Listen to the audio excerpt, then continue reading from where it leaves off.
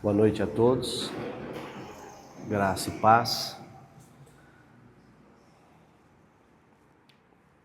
Uma noite gostosa hoje, né?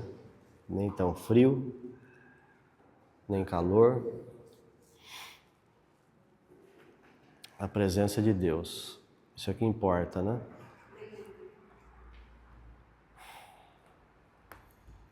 Hoje eu me joguei literalmente na mão do Espírito Santo. Fiz questão de não ter nada para falar, né? Nada programado, nada estudado, nada que a minha cabeça pudesse bolar.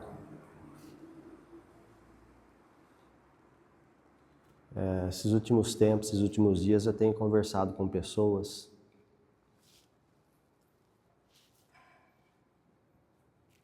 convertidas, pessoas de tempo, de estrada com Jesus. E a gente percebe, em determinado momento, elas naufragam na fé.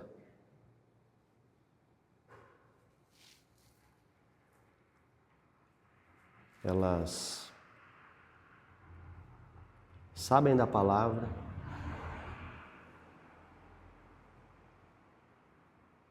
o assentamento mental nelas diz para elas que elas creem na palavra, mas elas naufragaram na fé. Por quê? Porque a atitude não acompanha a crença, né? Isso é naufragar na fé. É Jesus próximo do barco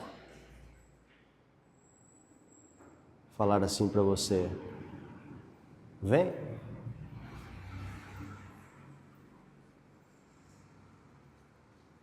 E você começar a andar sobre as águas e depois observar a força do vento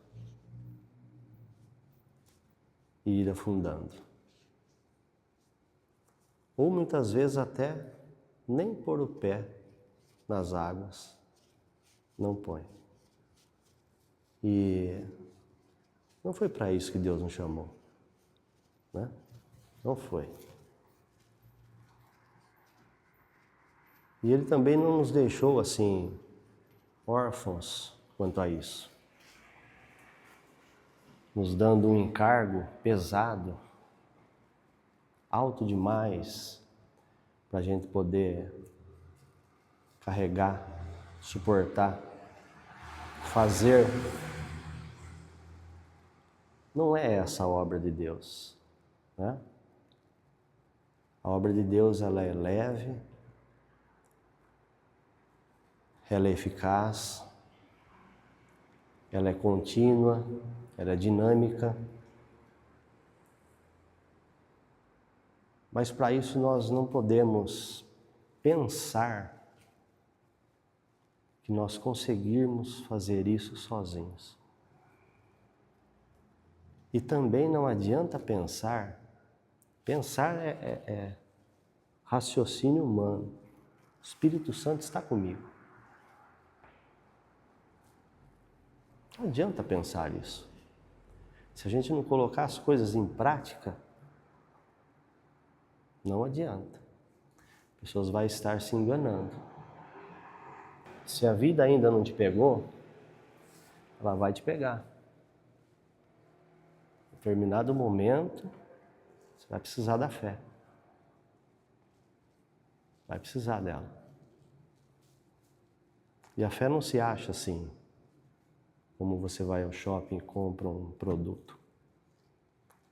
A fé ela é trabalhada, né? É desenvolvida. Ela já está prontinha aí dentro de você. Prontinha. Ela faz o serviço todo sozinha. Mas a gente precisa estar constantemente trabalhando com ela, né? Quer ver um exemplo? Vamos pegar um exemplo top já. Assim a gente já fica sem condições de acreditar que a gente é capaz sozinho. Um sacerdote chamado Zacarias, então ele estava no templo fazendo o serviço dele, as orações, o incenso, e o anjo Gabriel apareceu para ele e disse assim: olha, sua mulher Isabel, ela vai ficar grávida, ela vai ter um filho. E eles já eram avançados de idade já. E o anjo falou para ele: você vai botar o nome dele de João. E ele olhou para o anjo e falou assim: mas como que eu vou saber se isso é verdade? Né? Já era avançado de idade, né? E o anjo disse para ele: olha, eu sou o Gabriel e eu assisto diante de Deus. E por essa palavra que você deu, duvidando, você vai ficar mudo até que essas coisas aconteçam. E o tempo se passou, Gabriel apareceu para Maria, disse para ela que ela ia ter um filho, para ela colocar o nome dele de Jesus. Disse para ela também que Isabel estava grávida também. Então ela pegou e foi ter com Isabel, depois de uns dias. Diz a palavra de Deus que quando ela chegou lá na casa de Isabel, que já estava grávida de alguns meses, a criancinha saltava, exultava de alegria no ventre dela. Só de Maria entrar com Jesus já no seu ventre. Isabel então deu à luz. Quando ela deu à luz, destravou-se a língua de Zacarias. Iam colocar um outro nome no menino. Ele falou: não, o nome dele é João. E o menino cresceu. Todas essas coisas que aconteceram certamente foram faladas para ele. Foi falado para ele qual que era a profecia a respeito da vida dele, que não era para ele beber bebida forte, que ele ia viver separado para Deus, que ele ia preparar os caminhos do Senhor, o Salvador de Israel. Tudo isso aí foi falado para ele.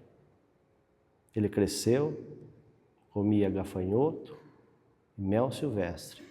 A vida toda esse homem comeu só isso. Nunca experimentou outra coisa. Foi sustentado apenas com isso.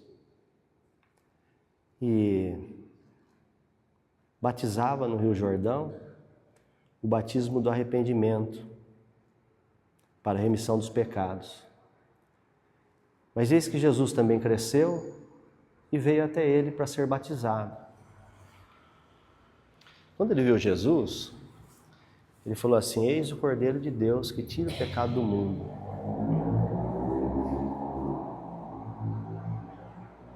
Certa feita ele falou para os discípulos dele, falou: olha, eu estou batizando vocês com água, mas vem um aí que eu não sou digno de desatar as sandálias dele. E ele vai batizar vocês dentro do Espírito Santo e com fogo.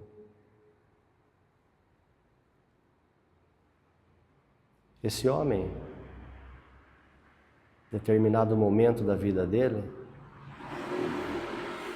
quando ele estava na prisão, ele pegou 2 discípulos e falou o seguinte para eles, falou: olha, vai lá até onde está Jesus e pergunta para ele se ele é mesmo o Messias ou se esperamos outro.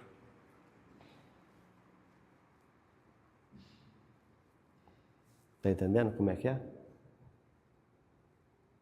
Como é que a gente vai confiar na gente mesmo? Nas nossas forças? Né? Naquilo que a gente acha que é bom? Naquilo que a gente acha que é certo fazer? Né? Jesus, ouvindo aquilo, ele pegou e começou a efetuar milagres ali de toda espécie. E falou para os dois, falou, volta lá para João e diga para ele, né, que os paralíticos andam, os cegos enxergam, os surdos ouvem, e aos pobres é anunciado o Evangelho. Os mortos são ressuscitados, porque isso estava escrito em um dos livros da lei a respeito do Messias, né? João ali, ele teve uma crise no cárcere. Conosco também pode acontecer em qualquer momento da nossa vida essas coisas, né? Mas a gente tem um diferencial. João tinha também o Espírito Santo. A Bíblia diz que desde o ventre da mãe dele era cheio do Espírito Santo. Mas nós temos ensinamentos profundos de Jesus Cristo através do apóstolo Paulo e tantos outros apóstolos. E nós precisamos nos aprofundar nessas coisas, né? O nosso Deus, nós não conseguimos acompanhá-lo com a nossa mente carnal. Nós não conseguimos. Nós vamos nos perder se a gente tentar, né? José, vendido pelos irmãos, jogado numa cisterna, num poço, sem água, porque os irmãos tinham ciúme dele, vendido para o Egito. Na casa de Potifar ele foi comprado como escravo. Depois ele foi feita uma artimanha pela mulher do Potifar e ele foi lançado na prisão injustamente. Mas Deus era com ele. Tudo que ele punha a mão prosperava. José, se você quiser entender sobre governo, sobre reino, sobre reinar em vida, leia José, medite na história de José. Na prisão, o carcereiro também deixou tudo na mão dele. 2 moços que trabalhavam para Faraó foram presos, desagradaram Faraó, foram presos. Tiveram 2 sonhos lá na prisão que contaram para José. José percebeu que eles estavam angustiados aquele dia. Mas o que aconteceu, né? Por que vocês estão assim? Falou, a gente sonhou, cada um sonhou um sonho, né? Então o copeiro sonhou que 3 ramos de uma videira e um cacho de uvas ele espremia num copo e dava para Faraó, né? José falou, bem, seu sonho é o seguinte, daqui 3 dias você vai ser restituído no seu cargo. E o padeiro, vendo aquilo, falou, eu também sonhei 3 sonhos, sonhei com 3 cestos brancos sobre a minha cabeça. E ela sendo levantada, ele falou, então, o seu sonho é que daqui 3 dias também, o Faraó vai chamar você e vai te enforcar. E José, quando revelou esse sonho a eles, ele disse para aquele que ia viver, lembra-te de mim quando chegar na frente de Faraó. Não esquece de mim, não, porque eu estou aqui nessa masmorra aqui, injustamente. E o moço se esqueceu dele, né? Até que Faraó teve um sonho também e ficou muito perturbado. 7 espigas gordas, 7 espigas mirradas, as mirradas comiam as gordas, mas ainda ficava mirrado. 7 vacas gordas, 7 vacas magras subiam do Nilo, as vacas magras comiam as gordas, mas ainda continuavam magras. E ele não sabia o que era aquilo e muito perturbado por dentro, porque era uma coisa de Deus. E ele então foi chamado pelo copeiro e falou, olha, tem um moço lá na prisão que ele interpretou o nosso sonho e deu certinho o que ele falou. E Faraó já tinha chamado toda a corte dele para poder ver se ele revelava, né? Sabia o que era aquilo que queria dizer. Então ele falou, não, chama ele lá. E José então foi diante de Faraó, interpretou o sonho dele, né? Falou, olha, são 7, é um sonho só. 7 vacas gordas, 7 espigas graúdas, são 7 anos de fartura. 7 vacas magras e 7 espigas mirradas são 7 anos de fome. Então vou dar um conselho para o senhor, arruma uma pessoa aí que seja entendida. Separe 1/5 de tudo que for produzido nesses 7 anos de fartura, isso vai sustentar a terra, vai sustentar o Egito nos 7 anos de fome. E Faraó então falou, mas onde que eu vou achar uma pessoa que tenha o Espírito de Deus, assim como você tem? Você é essa pessoa. Então, ele dormiu presidiário e acordou o governador do Egito. Deus pode fazer essas coisas. Nosso Deus é o Deus do de repente. De repente a coisa muda. Entendeu? De repente a coisa se transforma. E então José, ele governou ali e a fome foi pegando em toda aquela região e chegou a fome lá onde seus irmãos moravam. Seu pai também. E os irmãos vieram a ele e se curvaram diante dele, assim como nos sonhos que ele tinha tido lá atrás. Sonhos tal que foram o motivo dos irmãos querer eliminá-lo, né? Eles queriam matá-lo. Judá persuadiu-os e não deixou, Efraim também não. Então, José ali se mostrou para eles depois, sem nenhum tipo de rancor. José falou assim para eles, vocês fizeram aquilo para mim, mas não foi vocês que fizeram. Deus tinha um plano, não é? Mas veja que interessante, como que é o nosso Deus. Se você pegar o Salmo, quer ver? No Salmo 78, o Salmo 78 é um salmo que ele fala toda a trajetória do povo hebreu, ou do povo de Israel, né? Versículo 67, perdão. Diz assim, além disto, recusou o tabernáculo de José, ou em algumas versões está, rejeitou a José, e não elegeu a tribo de Efraim, antes elegeu a tribo de Judá, o monte Sião, que ele amava. Veja, entre aqueles 11 irmãos de José, Jacó tinha 12 filhos. Dos 12 filhos de José, de Jacó, 6 era com Lia, que era a primeira esposa dele, foi enganado por Labão. Ele amava Raquel, que era mais nova. Casou-se com Lia por engano. Bebeu muito no dia da festa, né? E o casamento se dá no ato sexual, né? Esse é o casamento, conforme diz a Bíblia. O Senhor disse lá, no jardim ainda, né? Lá em Gênesis.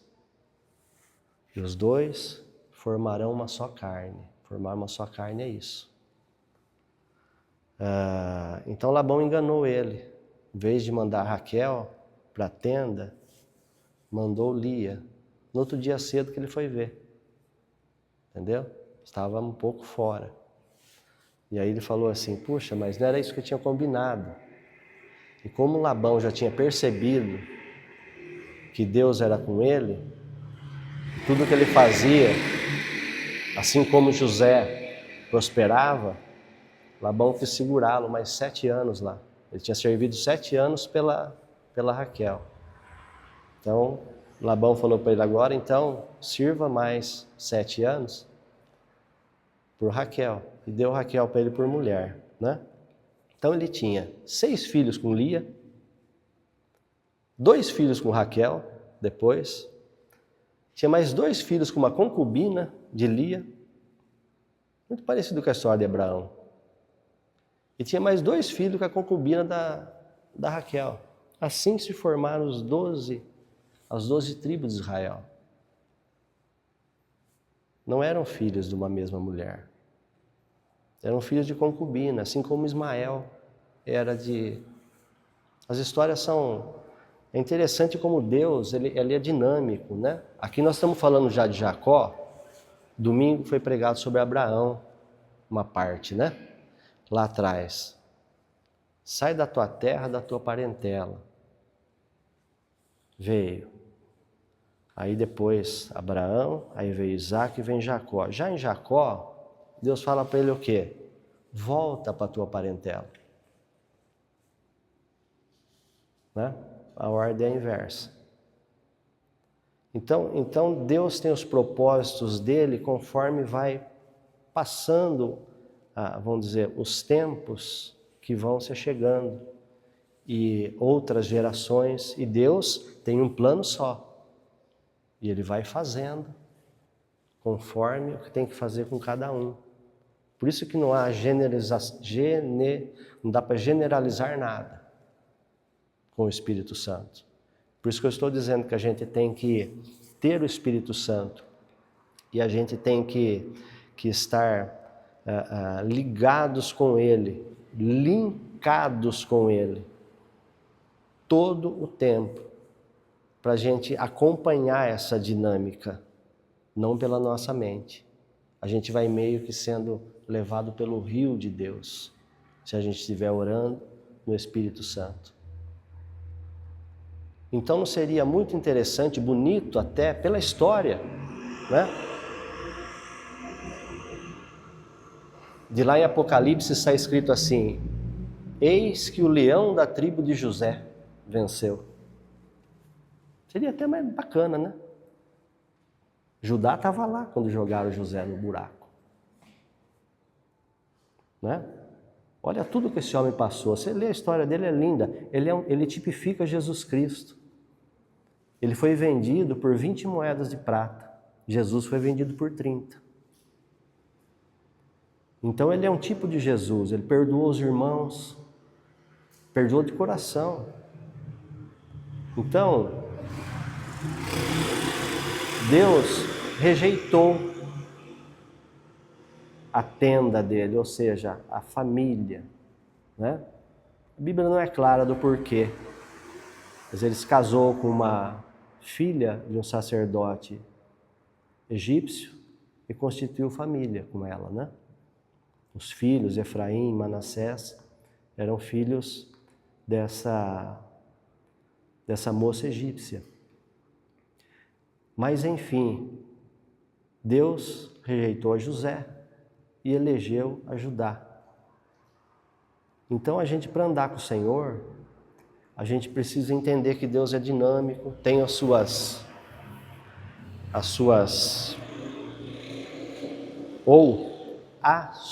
vontade.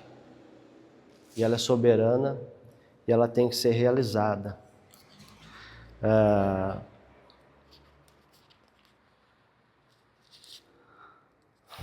A gente está formando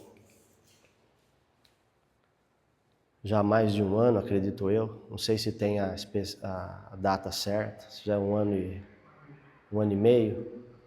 A gente aqui está constituído como igreja, né? Separados, os tirados para fora, tirados do mundo. Só que a igreja que nós estamos aqui nos propondo a manifestar ao mundo, não é nos padrões que nós estamos vendo por aí.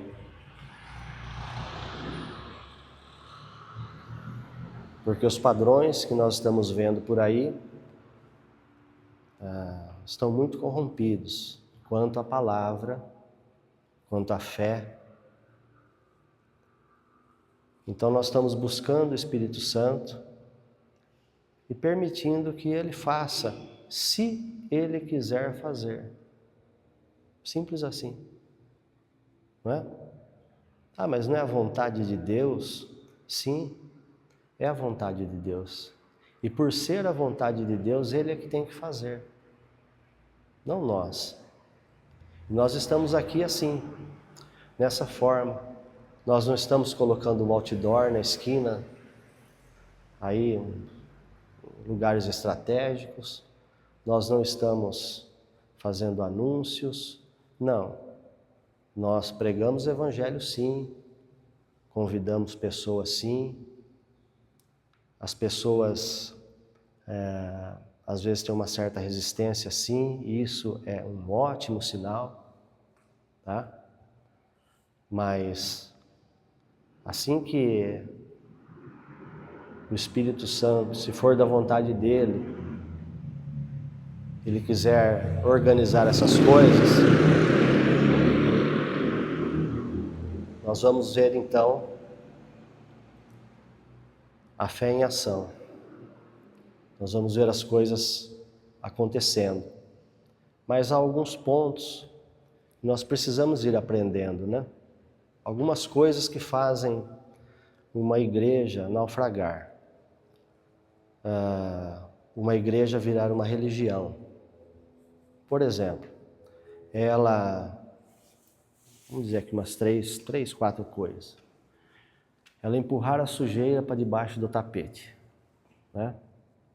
Isso faz uma igreja virar uma religião rapidinho. Quando eu falo igreja, sempre traga para o pessoal, viu? Eu não estou falando no coletivo. Estou falando de cada um de nós. A Bíblia é para ser lida assim. Nós um dia pegamos aqui em Efésios, onde estava tudo escrito assim, o apóstolo São Paulo falava, e Ele nos salvou. Então você tem que ler assim, Ele me salvou, né? Sempre no singular. Quando você traz, não é singular que fala, eu não sou perito em português, tá? Mas vocês entenderam o que eu falei, né? Traga para o pessoal, né? O que acontece? Quando você faz isso, então a leitura, a responsabilidade da fé que está ali fica para você. Quando você lê no coletivo, então aquilo meio que se espalha para todos e parece que você não precisa fazer nada, né? Então leia sempre para você. Então quando eu digo igreja, eu falo para cada um de nós, para mim inclusive. Então se a gente empurra a sujeira para debaixo do tapete, a gente vai ser um religioso, viu? Nós temos que jogar o tapete fora. A igreja do Senhor Jesus Cristo não pode ter tapete para sujeira de baixo. A sujeira ela aparece, por quê? Porque as coisas são trazidas para a luz. A hora que a luz alcançou aquela coisa que está errada, é para que ela seja, ela foi manifesta para ela ter cura. Entendeu? Manifesta para ela ser paralisada ali, né? Então isso é uma coisa que a gente tem que observar, né? E tem que aplicar. Outra coisa é nós darmos glória a Deus pelas maravilhas que o Senhor faz. Isso é muito bom, né? Mas nós não podemos correr o risco de aquilo que Deus faz, a gente bota no holofote. Sabe quando você está num lugar assim que tem aquele canhão de luz em cima de uma pessoa só? Fica bem nítido. Então a gente bota no holofote aquilo que Deus faz. Mas aquilo que Deus não faz, a gente culpa os outros. Vamos dar um exemplo? Entrou R$5.000 de oferta na igreja esse mês. Glória a Deus, o Senhor operou.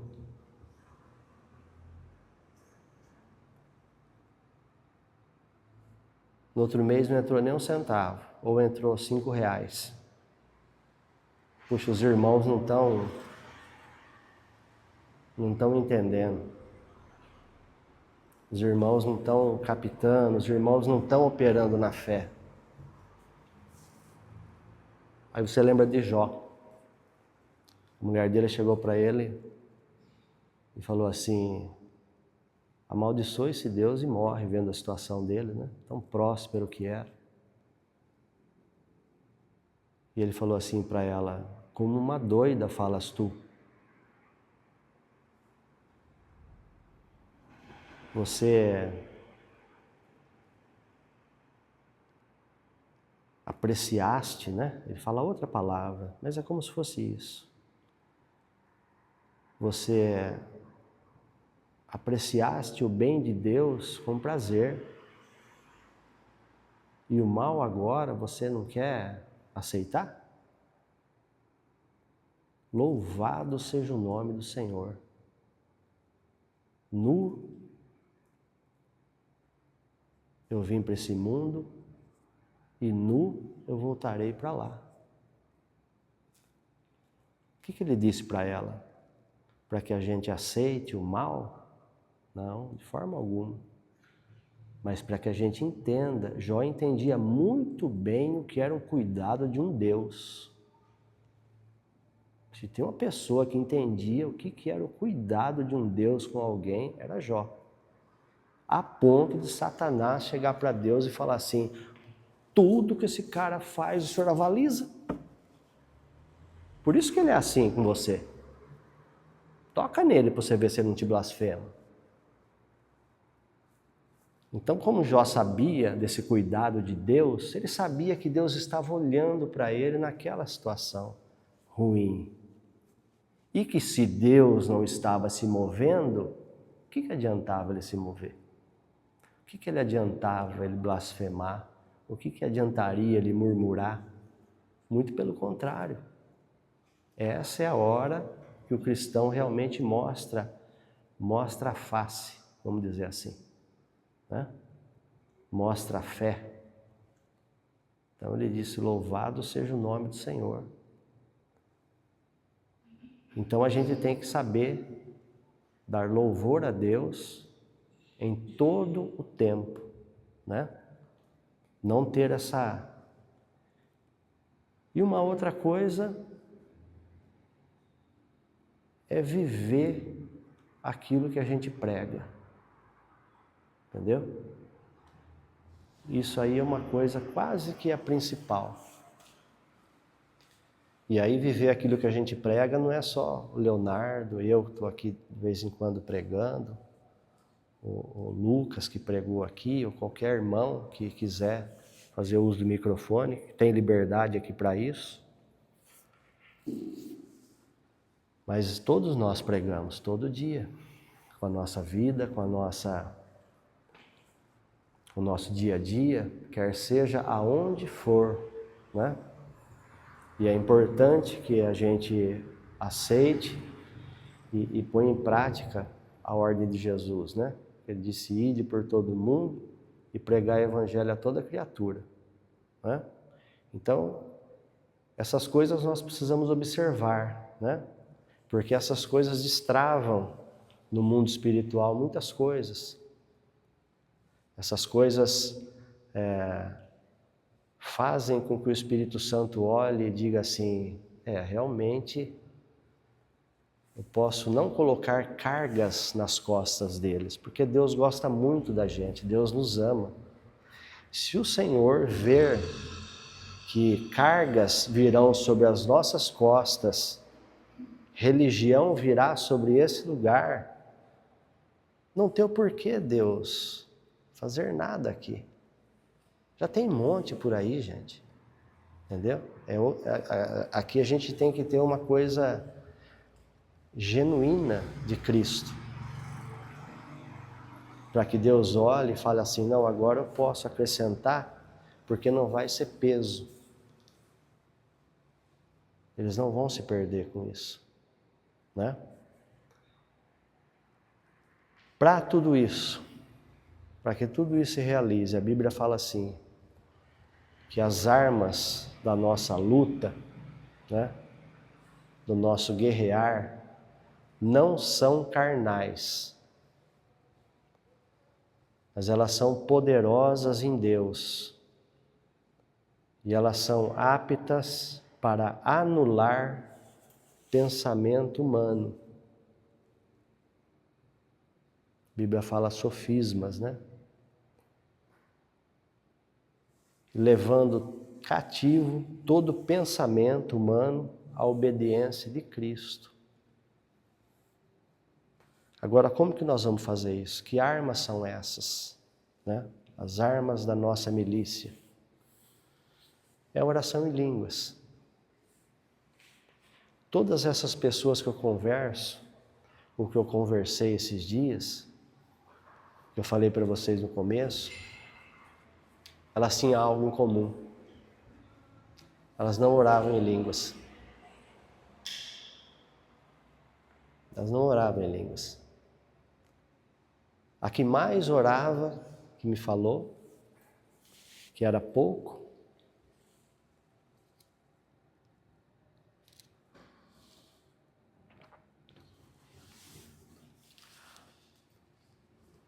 em certa área da vida está bem afundado. Dentro de nós, se nós permitirmos, e se nós não orarmos em línguas, muitas plantas que o Pai não plantou, elas serão plantadas por nós mesmos. Crenças erradas, não é?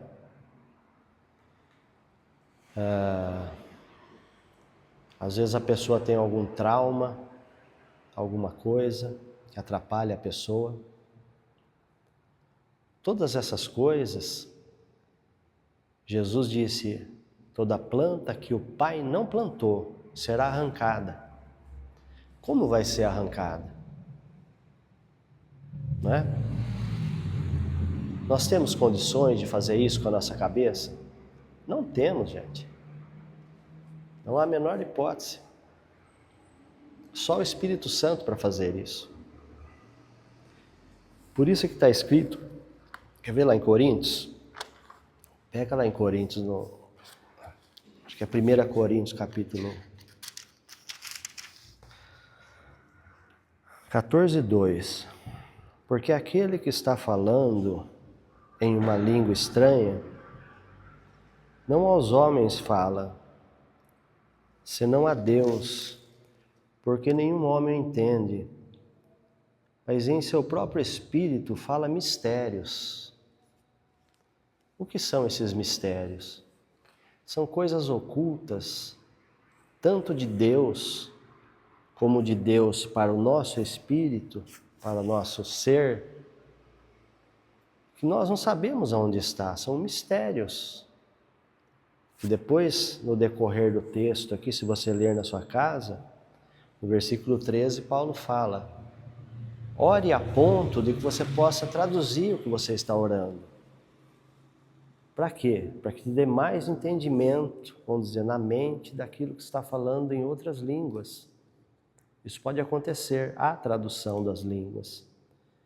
Mas esses mistérios que nós oramos, às vezes são coisas que irão acontecer na nossa vida adiante, que o Espírito Santo já vai preparando.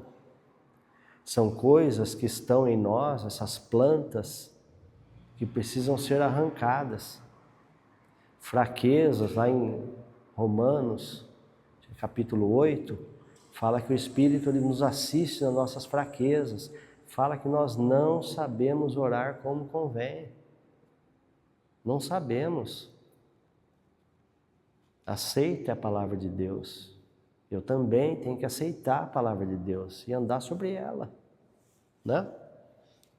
Então, o Espírito vai e ele vai tirando essas plantas que o Pai não plantou, ele vai edificando, ele vai ajustando o seu futuro, o seu presente, o seu futuro, ele que vai mexendo, ele que vai movimentando a sua vida. Só que é uma coisa que você tem que abrir a boca e orar.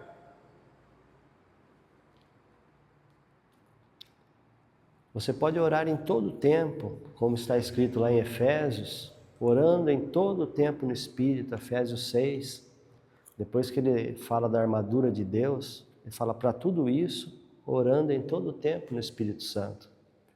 Então você não, é uma oração que não é necessário você, de repente, é importante também, dobrar os seus joelhos no seu quarto de oração. O quarto pode ser o escritório, pode ser o lavabo até, pode ser o closet, enfim, o teu quarto mesmo, teu cantinho lá com Deus.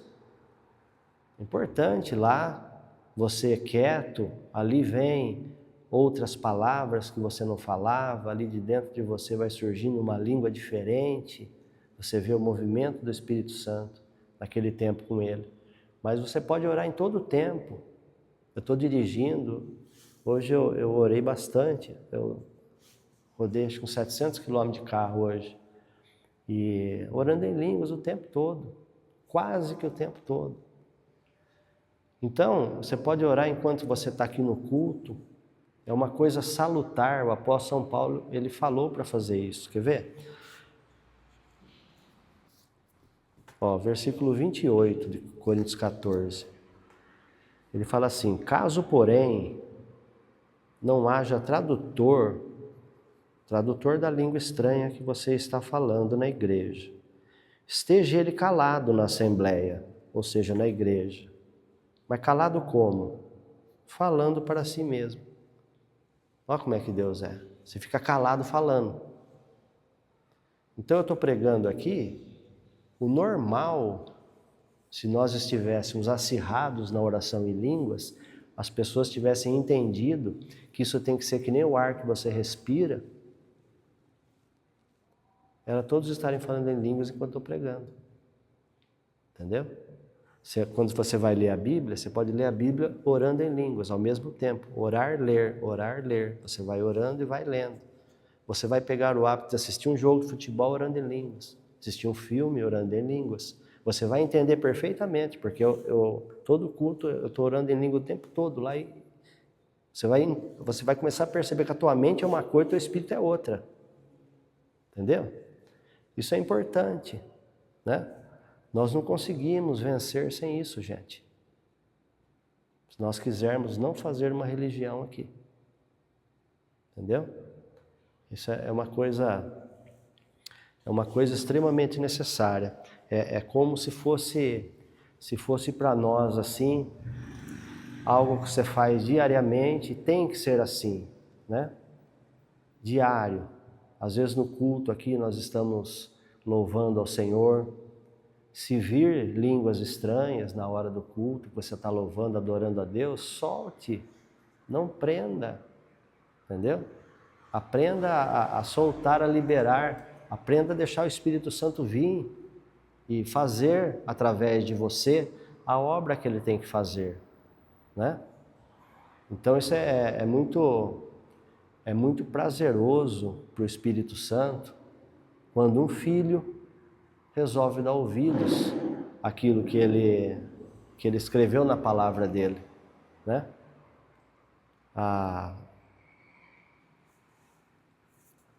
Essas coisas que a gente falou a respeito da gente, né, da igreja, elas não ficam no mesmo lugar que a oração em línguas, entendeu? Elas não ficam, tá? A pessoa, ela recebe de Deus a provisão necessária para caminhar segundo a palavra. Dentro do espírito dela, dentro do ser dela, ela vai sendo embutido nela aquilo, né? Vai sendo embutido. Ah, mas eu não vou ter falhas? Claro que vai. Eu tenho um monte. Todo mundo tem.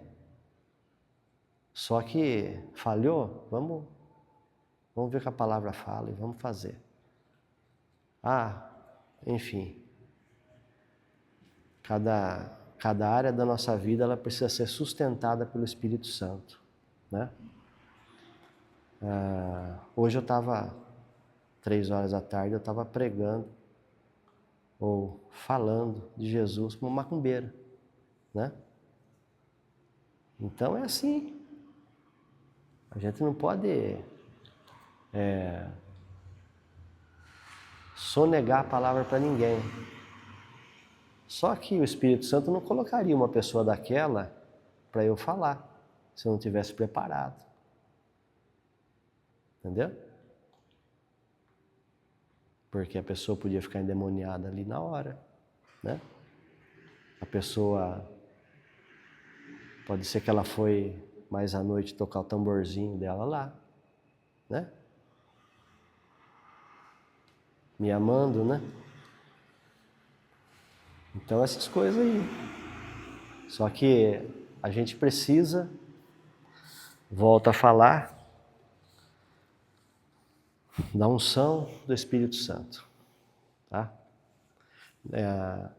Se alguém, eu tenho 22.000, né? 26 anos, agora em agosto, faz 26 anos que, não, agosto não, deixa eu ver aqui, é agosto, eu me batizei, então acho que já faz, uns 2 meses antes, já faz 26 anos já que eu me converti.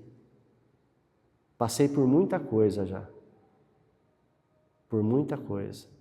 E se alguém chegasse para mim e falasse assim para mim, fala para mim o que eu faço para eu vencer. Mas não tenho dúvida nenhuma de eu falar para a pessoa, ore em todo o tempo no Espírito Santo. Entendeu? Todo o tempo. O máximo que você puder. Deixa ele trabalhar. Não põe a sua mão, não faça. Deixa ele trabalhar. Aprenda, ele vai ensinar você a ouvir a voz dele. E vá fazendo o que ele falar. É isso aí, não tem segredo. Agora, o duro é nos convencer disso. Né? Esse é o maior desafio. Entendeu? Mas dê o primeiro passo. Deixe ele começar a trabalhar com você. E se solte. Não segure as rédeas. Deixe ele levar. Vá orando que mais adiante a gente vai conversar. Você vai olhar para trás e vai falar, olha o que o Espírito Santo tem feito. Como ele tem levado minha vida.